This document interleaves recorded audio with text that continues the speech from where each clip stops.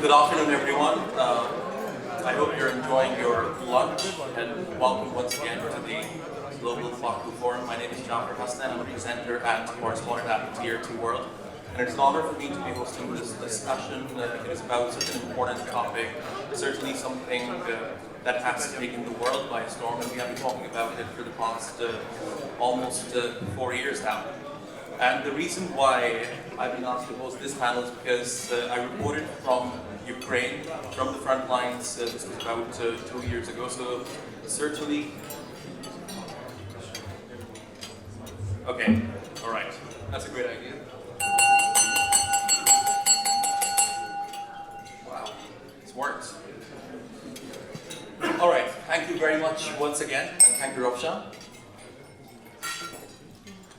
So, today is day 1478 of Russia's invasion of Ukraine. It's been 1478 days, and just in the past 24 hours, Russia launched hundreds of missiles into Ukraine, not just on the frontline cities, but across the Ukrainian territory, killing at least 4 civilians and injuring 20 others.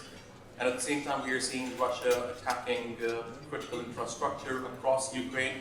So what happened in the past 24 hours is not an isolated day for Ukrainians. This has been happening for 1,478 days. And certainly, the big question on everyone's mind right now is, how do we bring about an end to this seemingly never-ending war? And to discuss that, I have 2 great panelists here with me.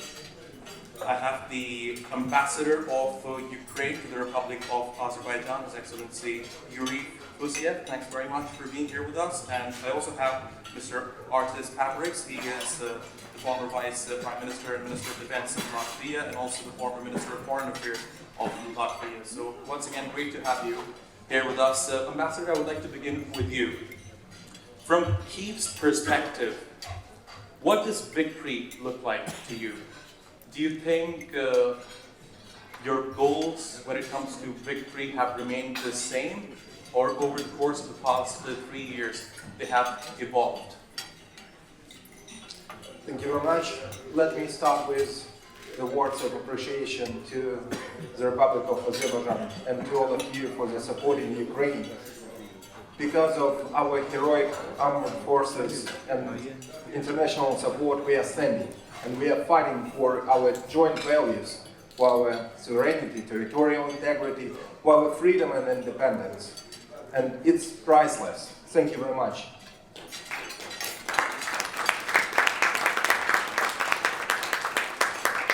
And let me use this opportunity also to say appreciation to Nizami Ganjari International Center for organizing that important event and to discuss the new world order for challenges, for the future, and for the terrible war in my country.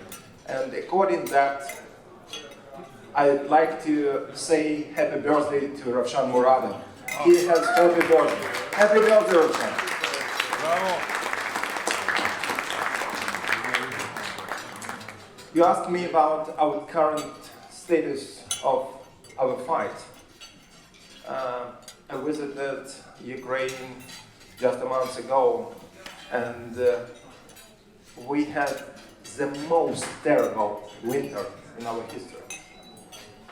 Because Russian aggression is not only ongoing, they try to kill humanity, try to kill our people. They already destroyed more than half of our electricity system, and they try to destroy our heating system of the biggest cities, include Kiev. And of course, we have to be stronger together with our international partners. We had some previous discussion with Artis, and we need to have our joint strategy for the future, because again and again, Putin, as a leader of terrorist regime in Russia, he will not stop in Ukraine. And his target is not just occupied some part of Ukraine. His target is totally different. And my president, Vladimir Zelensky, recently said we need more determination to achieve just peace. And I hope we will discuss deeply about the world order. Yesterday, Her Excellency, President Lyra Vicky Freiberger said that we have losing of effectiveness of international organizations like UN. But what is our vision? What should we do? What is our next steps? Because we have some red lines like territorial integrity and sovereignty, which we need to save. That's why we have to improve our international order, our world order. We have to improve our international organizations according to our joint commitment for the future. Because otherwise we will have problems not only in Europe or in other parts of the world. That is my first message to you. I'm sure that the war in my country is not the best topic during the lunch, but let's think about it. Thank you very much. So it seems that Ukraine's stance since the invasion has remained pretty much the same, but on the other hand, Russia's stance is evolving. For example, the Kremlin has said in the past few weeks that the proposals that were made in Istanbul in 2022, they're no longer relevant. So, Mr. Pabriks, based on that, let me come to you. It seems from all indications that the bridge, when it comes to differences between Russia and Ukraine, is getting bigger. What role do you think Europe can play to bridge the gap? Well, first of all, thank you for being able to and allowed here to also share my views on this issue. But I think this is a proper place, this global forum, to start maybe with a few quotes from Islamic Jaffar, the great thinker of this culture, which we are enjoying these days.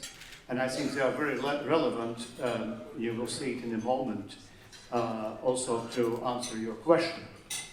And if I remember correctly, then some of these quotes sound approximately like this: that sword can conquer the country, but only justice can hold it. And another quote from the same thinker, Islamic Jaffar, is probably in English like this, that where wisdom and justice rules, wars are not needed.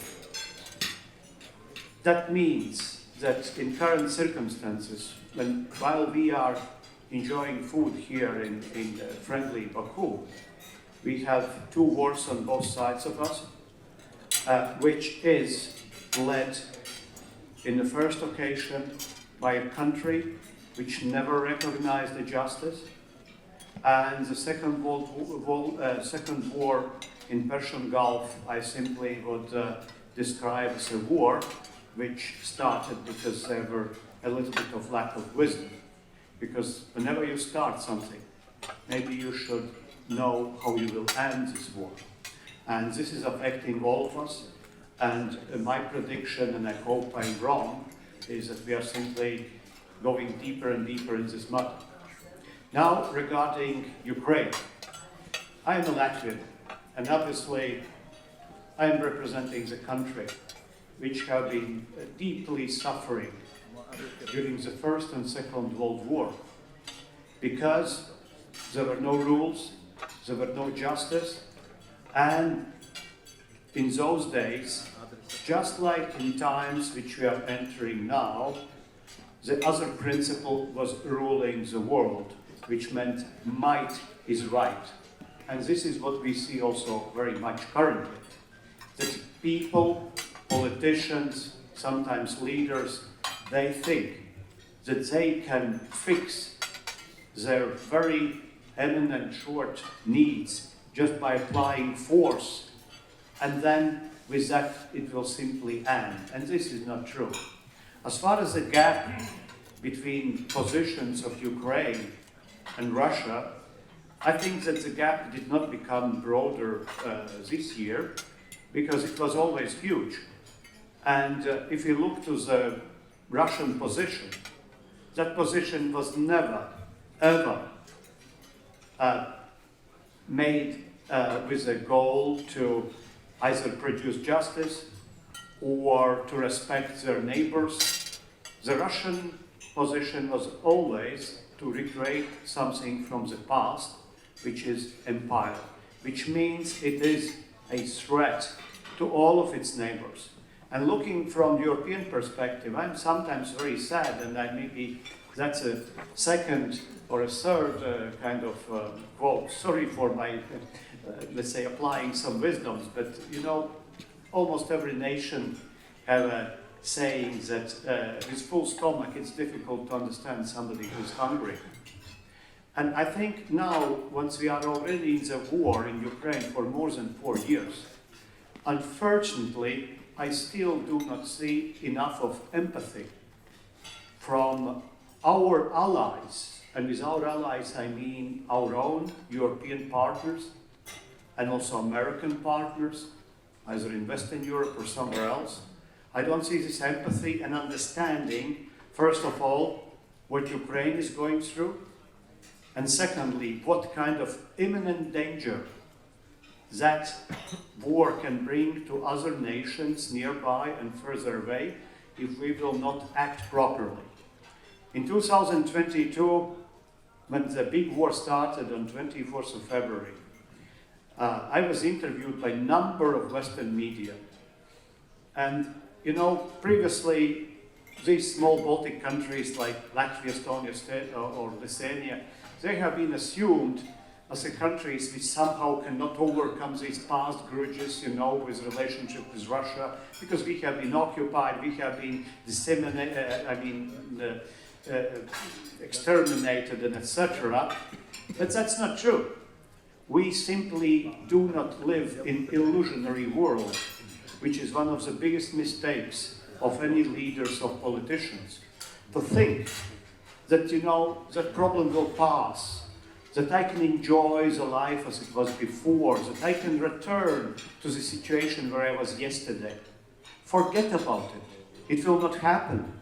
And on that day, when the Russians invaded 4 o'clock in the morning Ukraine, I told that, what we do have to do.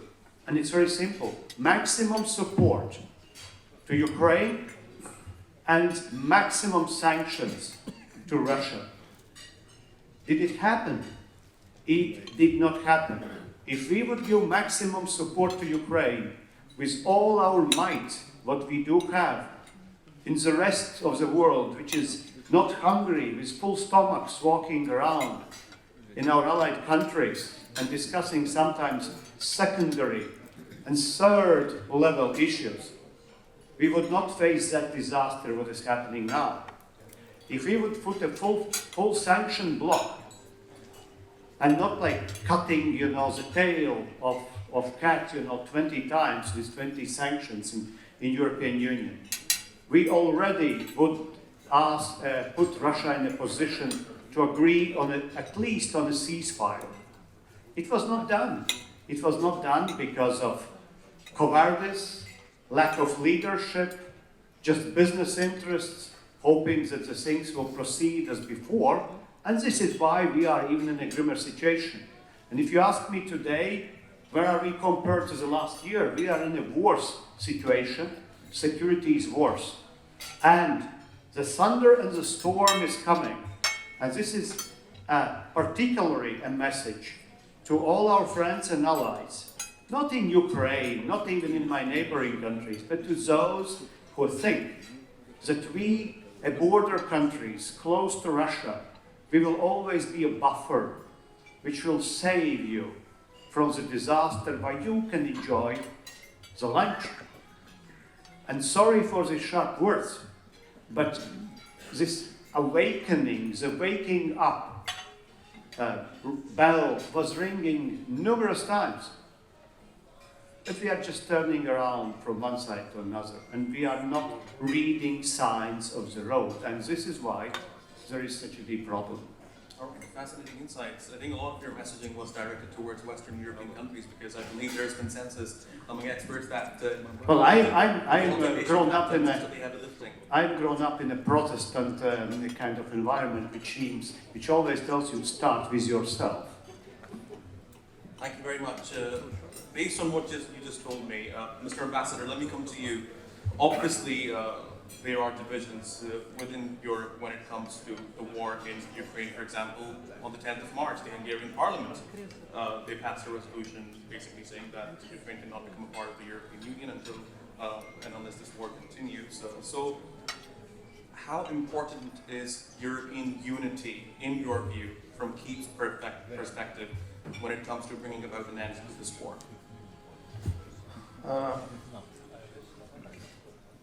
We all see what is happening with Euro-Atlantic solidarity.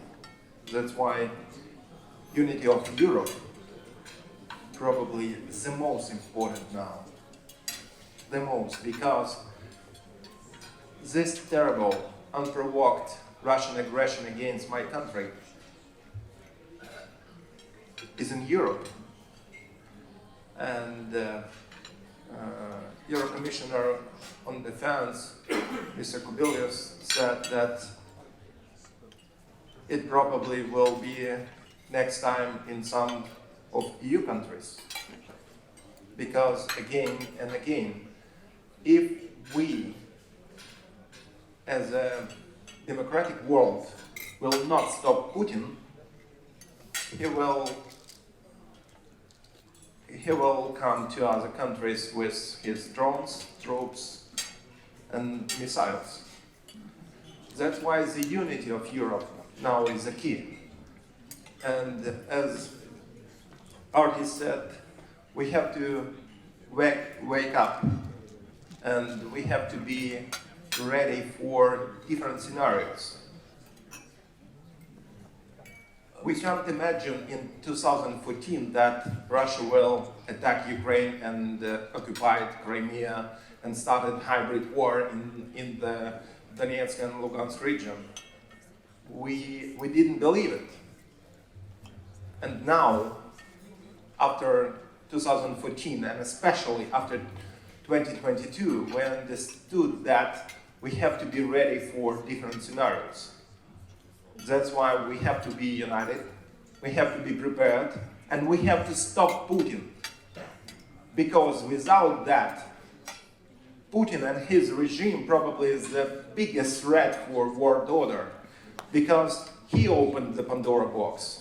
He started to kill civilians and use missiles against civilian cities. In Europe, again, it's very democratic space. That's why we have to be strong. We have to make more pressure. Let me be very frank with you. We don't need to have another package of sanctions like another iPhone, like iPhone 17. We need to have package of sanctions which will stop Putin. That's what we need. Thank you very much, Mr. Pabriks. Can Europe alone stop President Putin? Because truth be told, the President of the United States, Donald Trump, has major concerns, or differences rather, with the current Ukrainian stance. On multiple occasions, he has blamed the Ukrainian president. So, without the US, can Europe alone stop President Putin? Yes, Europe can alone do that, but there is one simple but. In order to do this, you must become finally serious about the job you're doing and start to work on that and not just talk.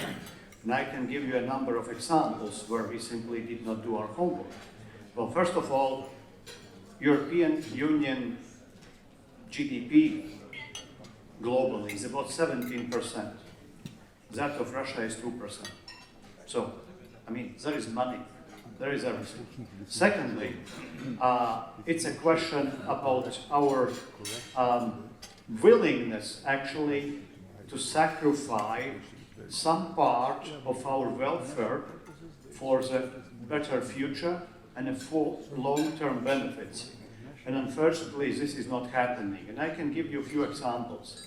For instance, we in the Baltic countries, we understood that to buy Russian energy means simply to be on the political hook. So neither Latvia, nor Estonia, nor Lithuania, we are not buying Russian gas and oil already for several years. Zero, basically zero. Did we become more poor? No.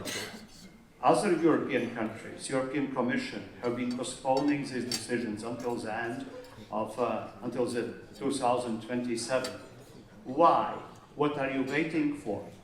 Secondly, simple issue regarding, for instance, international events and tourist visas. Currently, we are in a war, at least not in a peace with Russia. Russian tourists, Russian soldiers which are killing Ukrainians in Donbas, in other places, they can take a holiday and rest in the beaches in France, Italy, Greece, Spain, Portugal, just name it. Do you want to lie next to them in a sunny beaches together while the war is going on and these people may be killed a week ago, other people? We could not agree on that either. Schengen is open for them to travel. And I'm just not speaking here about all the threats and all the dangers which different type of diversions and sabotage can bring to our continent. The third thing is, it's nice to follow the law and to tell that you know everything could be done in the lawful manner.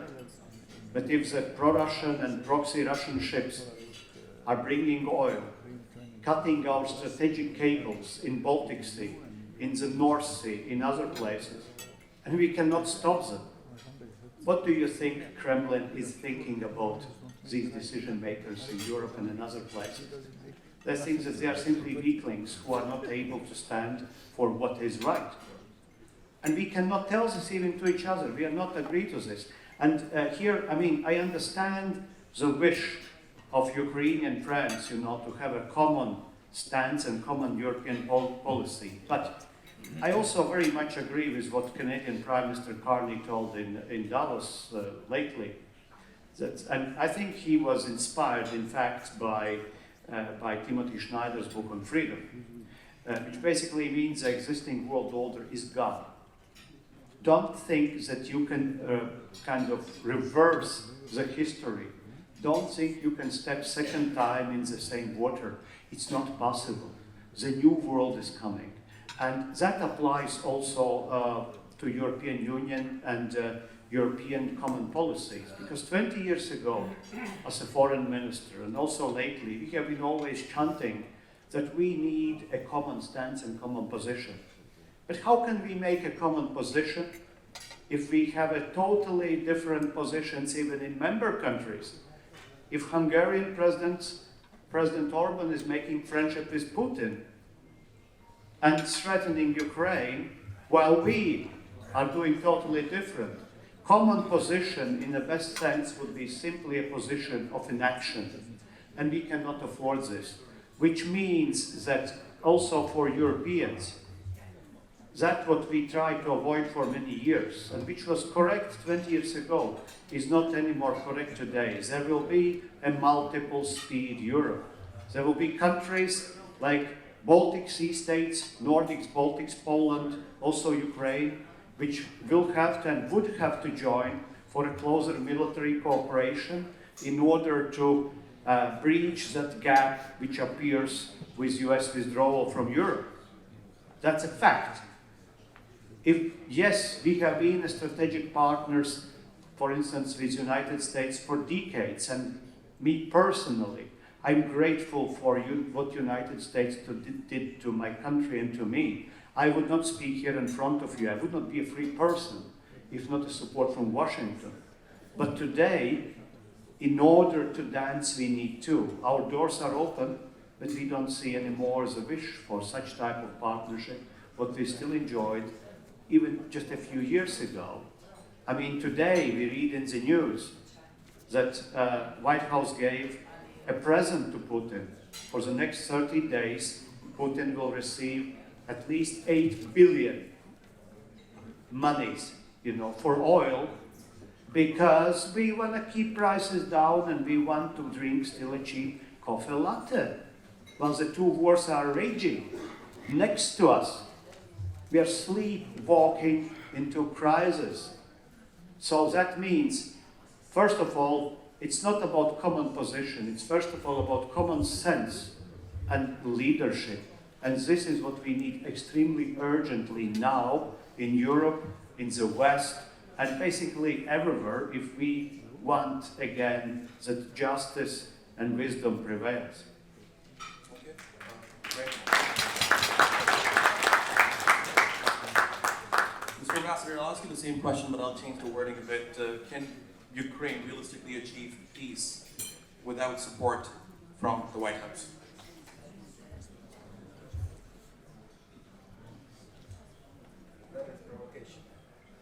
That is provocation. Because again, we are defending not only our people and our land, we are defending our joint values. That's why we have to achieve our victory as a joint victory. Victory for the future generations in Europe and not only. That's why we have to be united during that war, because that war not only against our country. And Artis said that, and we had a lot of messages during this global Baku forum that the world order is not exist anymore, and we are waiting for another one. And the question is, if we could agree that world order which we had after Second World War is not exist anymore, what should we do to build new order which will be better than previous one? What should we do to be prepared for that, I would say, transition period of time? And what should we do to protect our values? Because now Ukraine is paying the highest price for that, the highest. And we understand that we have to have better future because of that price. And we have to build a new order which will be better than the previous one. Did the world have a world order 100 years ago? Yes. It was transformed after the Second World War, and it's now doesn't exist anymore. That's why we have to understand what should we do as a global society, as a responsible people for the future generation, to build new one with the joint values, with the prosperity, with the justice, and with the security. Because again, Putin opened Pandora box. That's why we could expect different scenarios. That's why we have to be prepared for that. And we have to be as strong as possible to stop Putin and to stop anybody else who will try to break joint values.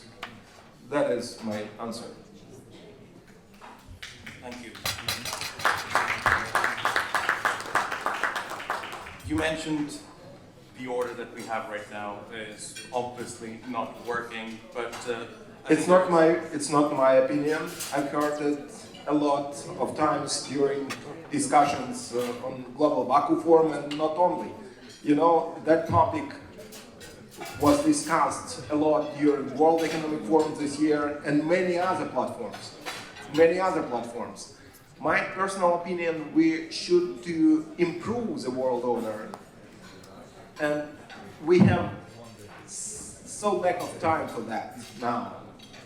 And we should to have joint strategy for that, because if we will not do it, it will be a lot of collapses around the world. Okay, Mr. Pabriks, let me come to you. Obviously, the world order that we have been criticizing for many years now, it is increasingly becoming a one-man show. Okay, one man who is not only controlling everything within the Western Hemisphere, but across the world. And increasingly, especially over the past few months, he has been acting on his instincts, right? So, as long as you have such a system in place, how realistic is it for Europe to do what it wants to do right now? Because I'm sure many European leaders are concerned right now, if they take the actions that they want to take about ending the war in Ukraine, they might upset the President of the United States. Well, I think that in life, all types of behaviors and situations are interconnected. And what is the best way how we educate small children? It is by our example. And also in such circumstances, I do understand the fear sometimes, or hesitation, or simply not being accustomed to the current circumstances in the world where we are acting. But I think our politicians, if they want to be leaders, if they want to be an elite, if they want that people follow them and not that they do follow people, they have to simply have a courage, simply to do the right thing. That's, I would say, is the best example. Lead by example and learn by doing. Because big commissions and big great scenarios in the current circumstances, where world in many ways might be collapsing on our front, is not the way how we solve it. We don't have time for this because we are acting in crisis. And when you act in crisis, you have to act as your inner voice is telling you and your brain is telling you together. So simply use also your intuition. And I must say that frequently in history, and I mean, one of my educations is also a historian, frequently one of the best politicians were those who have been following their intuition. And another thing is, yes, we frequently also know that moral and politics is frequently detached because we sometimes oppose the real political decisions to some kind of institutional or just or simply moral decisions. But it's not really true. I think if we really try to use the sixth sense, we will know what is the right way.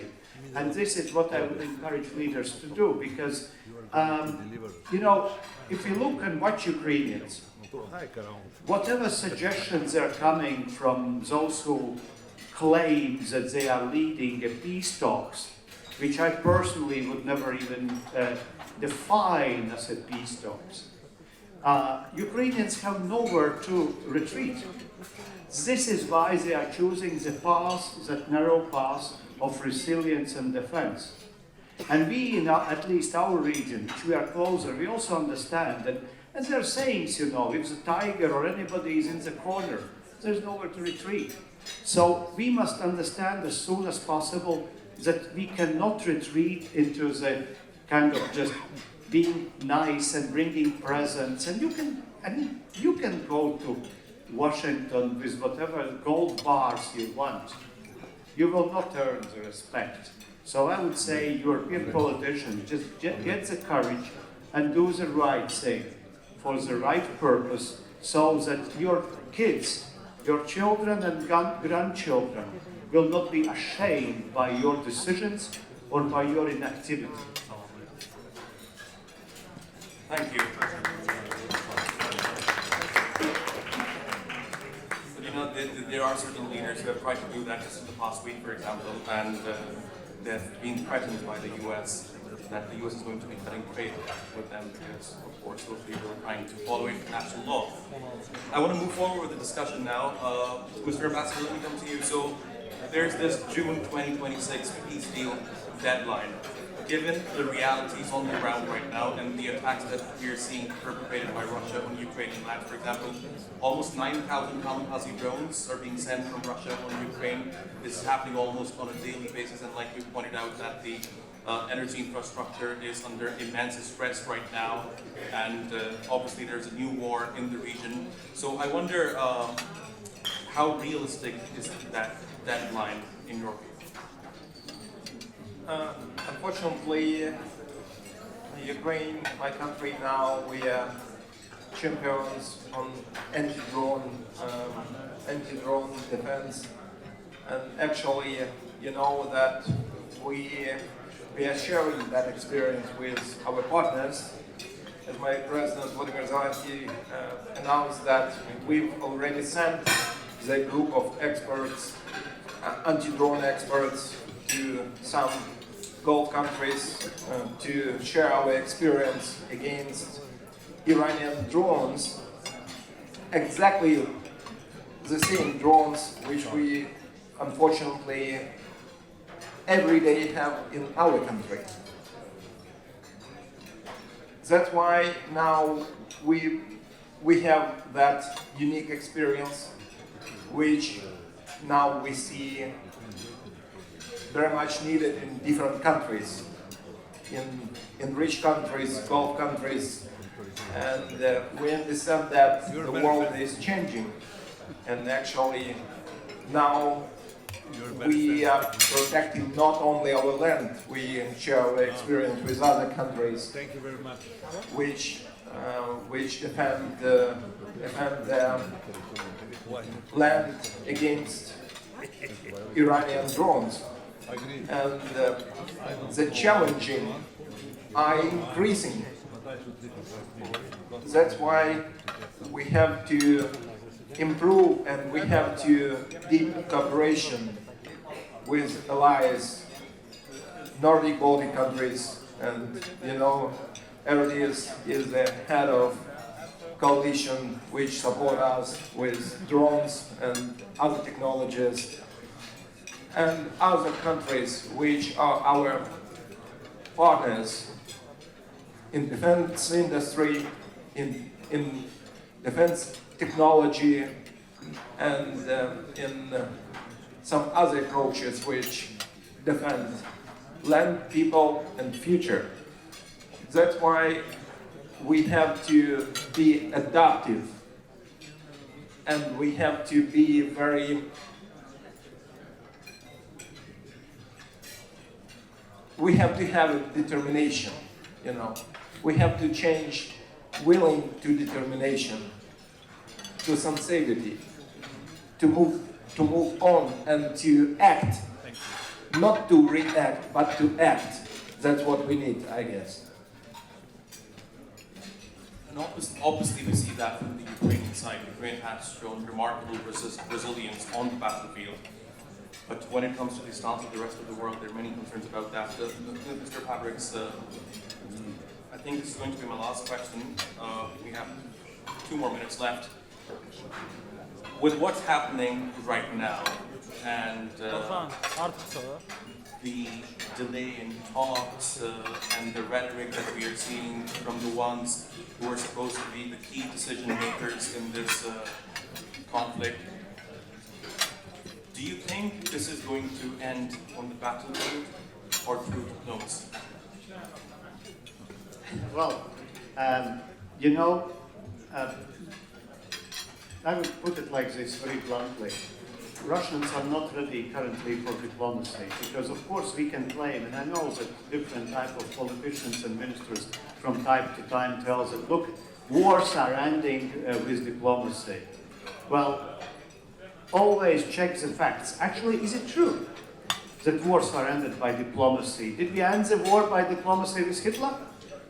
No. So there must be certain circumstances also on the ground. And currently, if we want to end the war in Ukraine, I again repeat what I told already 4 years ago in 2022. If we would give maximum support to Ukraine and the maximum sanctions on Russia, then diplomacy would have a reason to work and to win. But currently we failed. And today, as one of my friends, journalist Lucas, also wrote an article. Mr. Pabriks, if I can quickly interject. Yes, sorry. I totally get your point about maximum support for Ukraine. Obviously, it needs that right now. But when it comes to sanctions, how are you going to back your claim that sanctions work when it comes to stopping an aggressor? Well, with sanctions alone, you can't stop wars. With sanctions alone, you can't change regimes. This is just additional element. You don't need only one medicine. But sanctions must be in place and they must be implemented. But currently, European Union have 20 packages of sanctions, but they are not working fully, and the important elements which I mentioned before are excluded. So we want to be simply serious about that.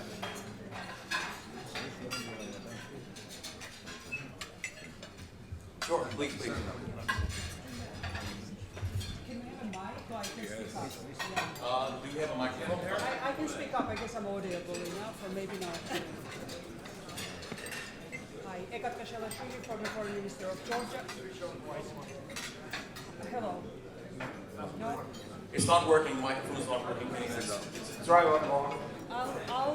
I might speak up if that's okay. I don't want to. No, it's working. First of all, thank you very much for esteemed speakers to be with us today, and especially for Your Excellency, the Ambassador of Ukraine here in Baku. I'm come from Georgia. I'm Arakhamia, former Deputy Prime Minister, Foreign Minister of Georgia, member of the board of XIII. Two issues that I wanted to highlight. One, when Ambassador spoke about challenge of Russia not being stopped, being Russia expanding and scaling up its actions, including military aggressive actions elsewhere, it's not just a speculation, it's not an analysis that comes from a nation that suffers already for 4 years of brutal aggression from Russia. There's an empirical evidence of that.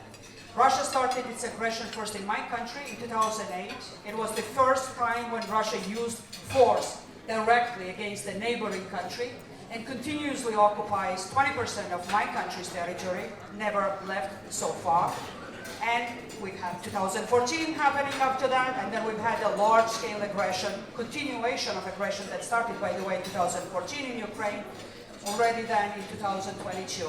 So what we see is a pattern that is already established, that if Russia is kept unaccountable, it sees it as an invitation to do more in furtherance and implementation of its grand strategy of reclaiming back the empire past, as it has been mentioned already by Artis. So it's a cautionary tale there. It's not a speculation, it's something that is empirically proven already. And then second, take seriously the words that are spoken by the President Putin. He says what he thinks, and sometimes it sounds audacious, but then it's not that he's not serious about it. If he is capable to implement his plans, he's going forward with that. Now, second, sort of comment that I wanted to mention, to bring more relevance perhaps to some of our guests that are from different parts of the globe and different regions. When we speak about sleepwalking into the future, part of that is that we don't learn from the past or the current times. Modern warfare, Ukraine is a battlefield that is an evidence of how the modern warfare is being waged technologically, how the kinetics of the war and resilience of societies are being tested. And then we already see that Europe, US, other parts of the world, including Middle East, have never learned from that mistake, from that experience. And then we see that now Iran attacking countries in in its neighborhood with Shahid drones, and then intensity of that action, and then cost of that action financially, how much cheaper that is rather than kinetic equipment that we have been used previously in the warfare, is changing an environment in which we will be living in the future as well. So now Ukraine, a country that is defending itself against Russia, is helping with its capacity when it comes to the drone interceptors and understanding how to wage that war, countries that are faced with the challenge in the current times. Hopefully there will be speeded up understanding and then look into the experience of Ukraine and understanding that relevance and acuteness of what is happening in Ukraine for the rest of the world. War waged in Ukraine is not about Ukraine. It's not even about Europe. It is a stage, a battlefield that defines what the new global order will be. And everybody should be attentive and cautious to look into that, and don't look into that as something that happens somewhere else and has a little resonance to what is happening or might happen in their own sort of neighborhoods and then homeland in that regard. Thank you very much. Mr. Ambassador, would you like to say a few words about that? No, I totally agree. Thank you. So I would like to continue what you were saying. Just to remind with what I started, wisdom, justice, courage, and leadership. This is what is needed to get out of this mess where we are heading. And here, the microphone.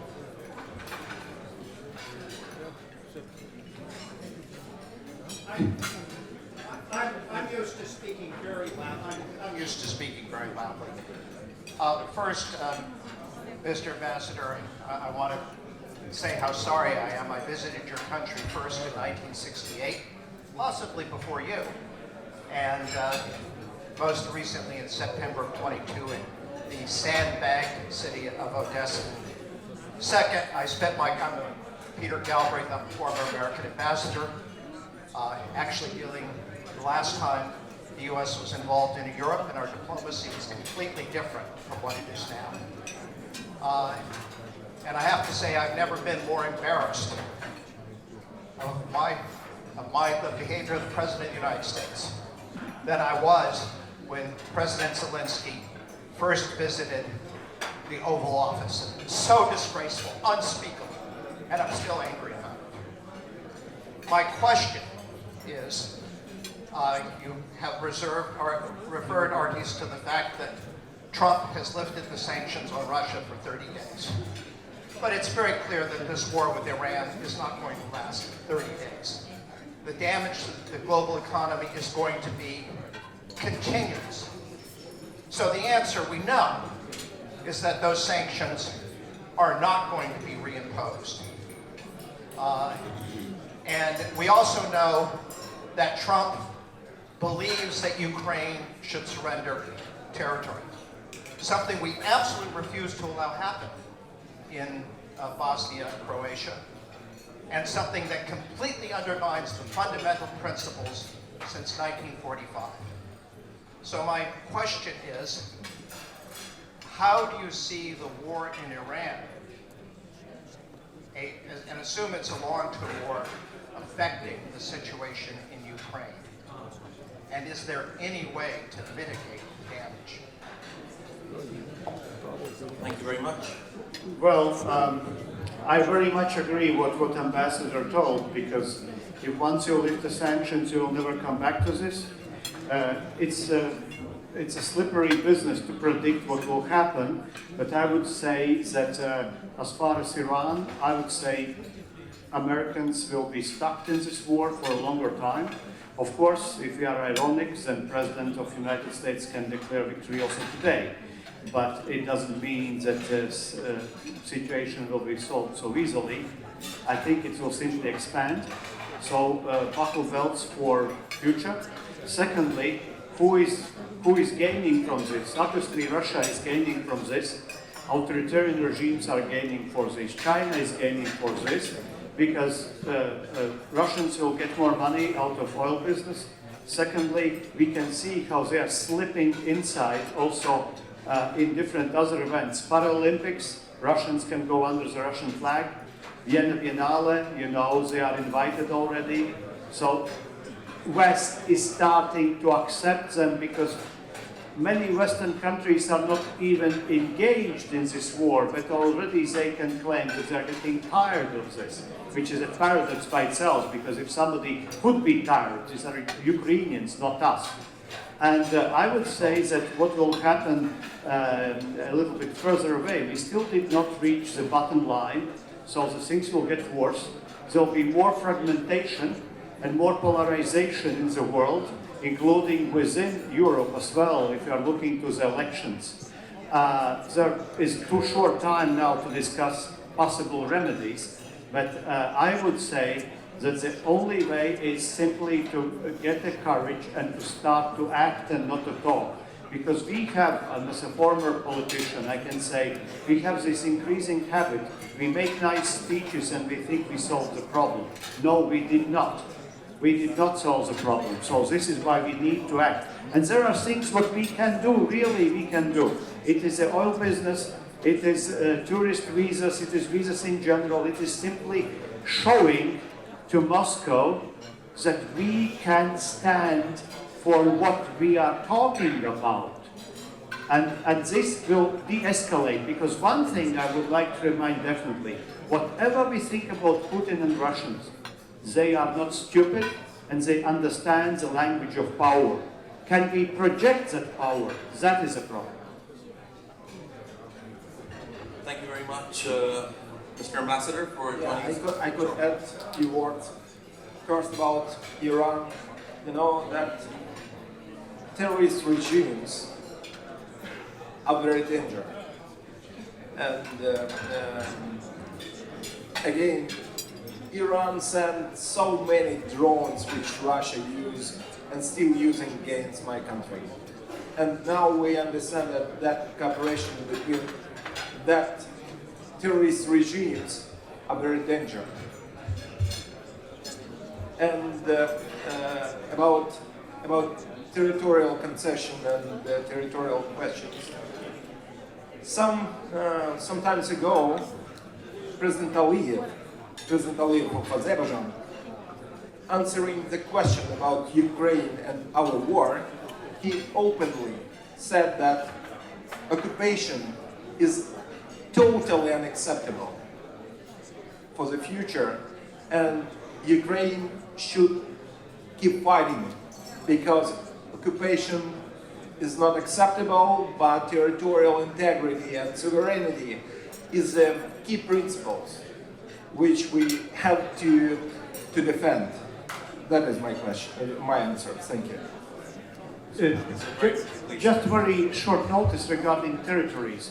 We know that so-called negotiators have been suggesting also that Ukraine legitimizes the conquer of territories of Ukraine on a legal basis. I would say that I don't believe that there is a possibility that, for instance, my country ever could recognize that Russia has legitimacy, for instance, over Crimea. That would be totally wrong, unacceptable. Yes, we could agree, and I think Ukrainians can agree on a ceasefire. That's fine, but we cannot agree that somebody can take somebody else's territory and we still put a seal of legitimacy of that. That cannot simply work. Thank you very much, and I must wrap the discussion now. Please give a round of applause for your time. Let me again and again say my appreciation to all of you for supporting number 5. Slava Ukraini! Thanks once again, Mr. Ambassador, and Mr. Artis, Pabriks, and all of you. I hope you enjoyed your lunch, and once again, welcome to the Global Baku Forum, and it was an honor to host this panel. Thank you very much.